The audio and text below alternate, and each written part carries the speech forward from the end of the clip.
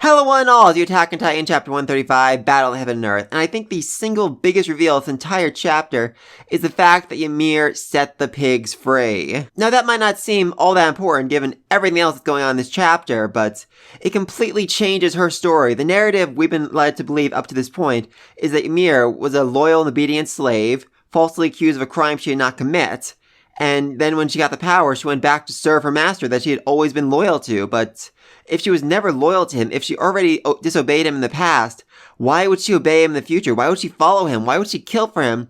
Why would she have his children? And why would she die for him? What was the purpose of any of that? And I think it's because Ymir had a larger ambition, a larger plan, and despite Aaron's talks about freedom and choice, I think it's incredibly possible that he's being controlled and manipulated by Ymir. I mean, Armin definitely seems to think that, and as he's thinking that, Ymir shows up and tentacle molests him. Yeah, that definitely seems to imply that he might be right about that. That, it really is Ymir behind all of this, that she's controlling and manipulating Eren. I mean, we saw last chapter, 2 chapters ago, as Eren is crushing everything beneath his feet, he's got like this kind of dazed look on his face, like he isn't really there, like he's not really present, like he's, oh yeah, I'm so free. Could that be because Ymir is controlling him, manipulating him, changing his perception of what's going on around him? And if so, why? What is the purpose behind all of this? Why is she doing it? And I think the answer might lie not necessarily in Ymir, but in the Titan itself, the original being that bound itself to her all those thousands of years ago, that turned her into a Titan, the first Titan. Now, we never got an actual explanation on what exactly this thing is, but I think it was Al who referred to it as the source of all life, and if there is anything that manga and history has taught me about life, is that humanity is its greatest enemy. I mean, right now we're in roughly World War II era history, lots of factories, lots of wars. They're probably within 100 years of creating an atomic bomb. So what if the purpose behind it, what if the reason for all of this, for everything that's happening, was just to wipe out humanity, to allow nature a chance to regrow and relive and to spread again without humanity interfering, without humanity destroying it? And that might seem a little strange for 2 reasons. First off, the Titans are also crushing nature, all the trees, plants, animals, etc. But, I'm sure some animals will survive this, and the trees and everything else, their seeds will still be in the ground. There'll be plenty of fertilizer to let them grow and come back to life. And then secondly, there's the fact that Paradise Island is supposedly going to be spared. It might not be. Eren might come back and end up wiping that out when he's done, just because Ymir tricked him into thinking that was just part of Marley. I could definitely see it happening. But even if that's the case, Paradise Island has a population of about 1 million people. Compare that to the several billion who are living in the outside world, and that's a drop in the bucket. By the time they reach such large numbers again where they're a threat to the planet itself, either technology will advance to the point where they can fix that, or Ymir will come back again and do this all over again. So yeah, my big theory for this chapter and for this series is that Ymir is manipulating Eren into wiping out most of humanity in order to give the planet a chance to grow and recover from their corruption and pollution. Which is weirdly enough very similar to my theories about Dr. Stone. Interesting. Anyway, yeah, to absolutely nobody's surprise, the Beast Titan they fought last chapter was not actually Zeke, but just an empty shell being controlled and manipulated by Eren and Ymir. And since they don't have time to search the entire giant bone Titan, Armin decides he's just gonna nuke the whole place, literally explode with such force that he shatters it. Which he thinks, it's probably not gonna kill Eren. I mean, he probably knew I was gonna do this, so he'd hide in a place where my explosion wouldn't be too likely to kill him, I guess. Anyway, then Armin gets eaten, and again, he sees Ymir in front of him. She's watching during this, with her eyes closed. Creepy, but still. It reminds me of 2-3 chapters ago, I think the same chapter where Eren was just talking about freedom, where the little boy was crushed to death. Ymir was watching that too, and it seemed like the little boy saw her. So, what is Ymir's purpose for this? What is her reason for being here, being present in this moment? Is just so that she can watch closely? Does she want to see them suffer more? Is she disgusted by the suffering? I'm not sure. So I do think the tongue in his mouth thing is a good way of keeping Armin from transforming. I mean, it is asphyxiating him, but at the same time keeps him from biting himself, keeps him from biting his own tongue so that he, can't transform. Which, probably for the best. Armin's option to nuke everything was always a little bit too OP for any situation. Even this one where they're fighting, literally a god, more or less. Anyway, then we see Anya, and like I expected, he survived the crash, but he's knocked unconscious, and oh god, I just love Annie's father shaking him awake, like, please, please let me know, is my daughter okay?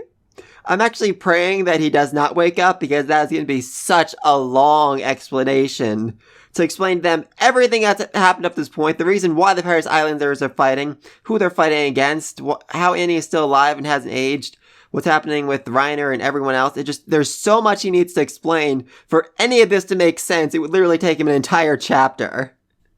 Oh, that'd be hilarious. And then we see the Marley in general again, and I really am liking this guy.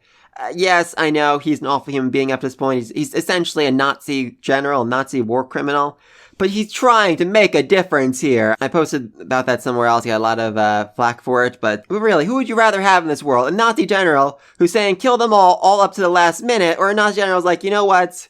I really screwed up here. I am so sorry. I'm going to devote my life to making it better, to fixing things somehow, some way. Yeah, it's not perfect, but he is the best possible person that you could have in power right now. You know, when eventually the dust settles, assuming Eren doesn't wipe out all of humanity, which I really, really don't think is going to happen, he is the kind of guy you're going to want standing there, essentially more or less leading Marley, depending on how many of them are still left, and telling them, you know, we're changing things, we did wrong, we screwed up, we're going to do better moving forward.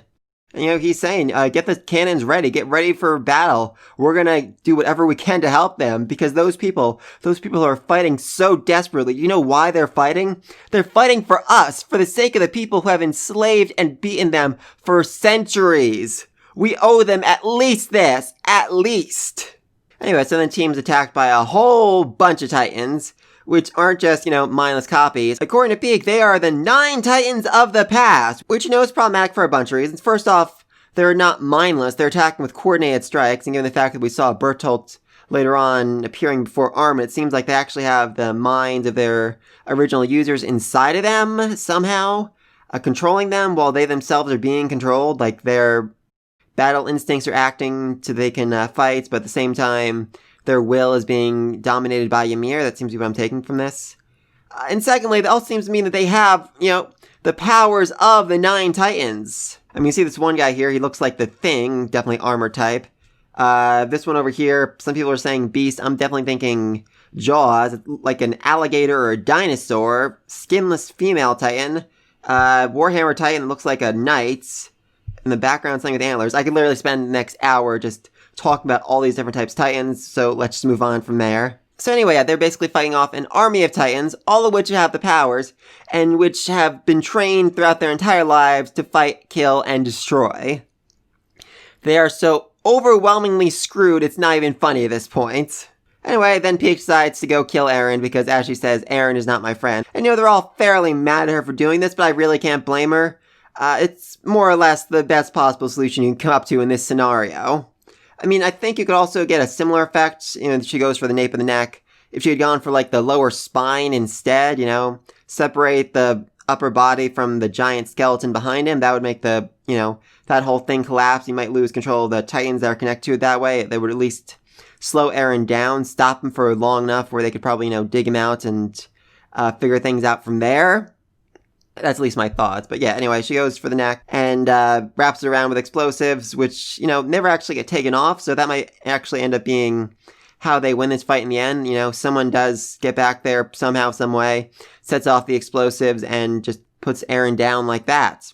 Maybe. Anyway, though, before she's able to land the finishing blow, Warhammer Titan comes back, stabs her right in the back, and takes her out. So sad.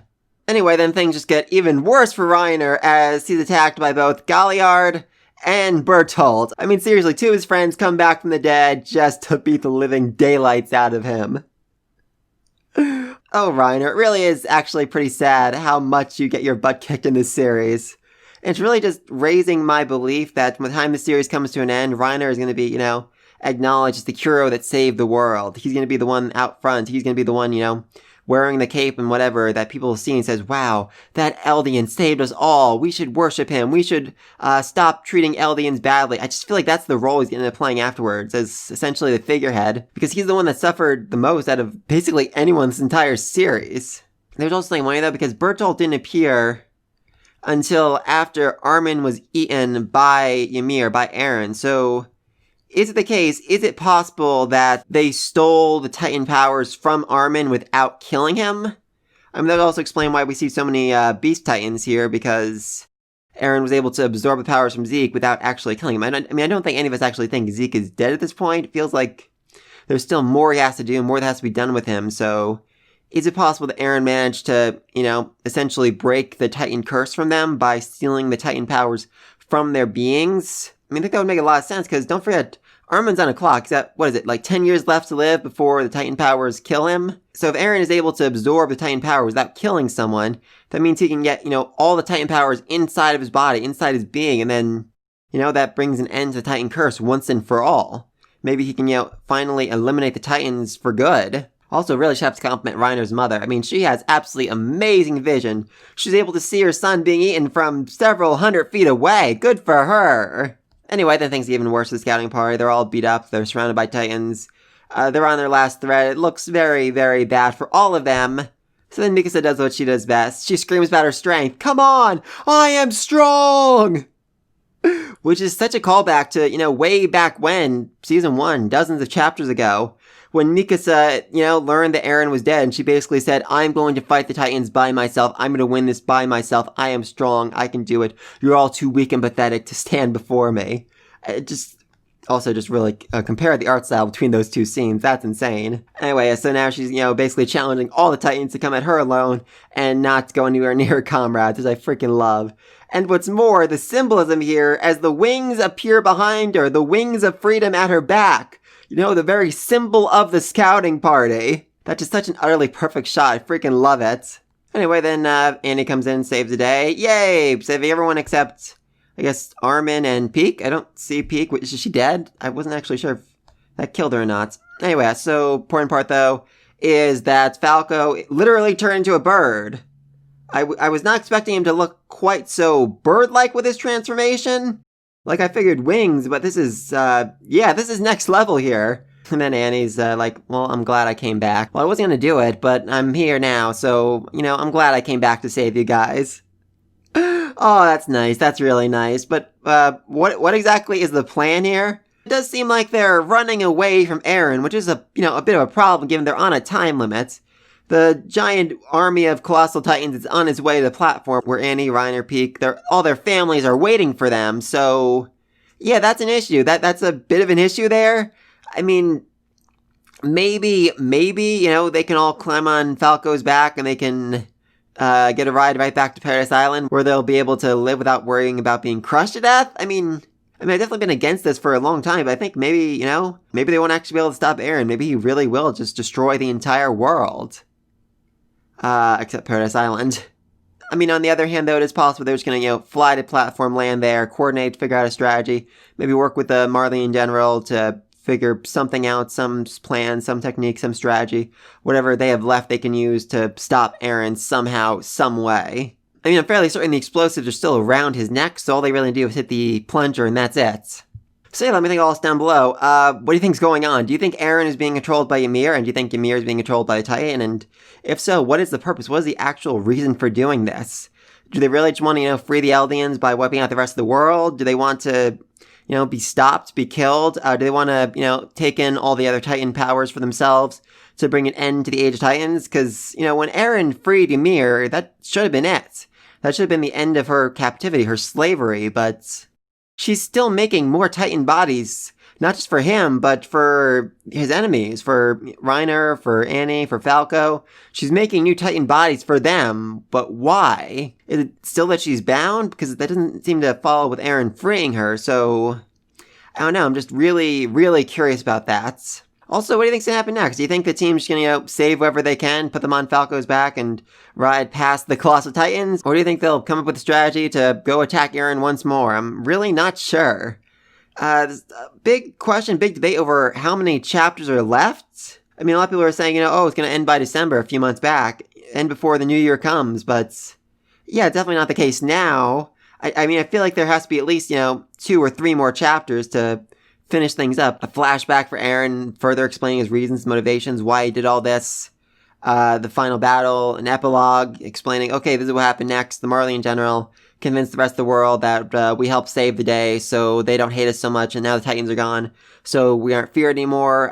There's still some, general racism, but that'll go away in a few generations, I'm sure. Hopefully. But please leave me all down below. Be sure to like and subscribe to the next video, and until then... Peace!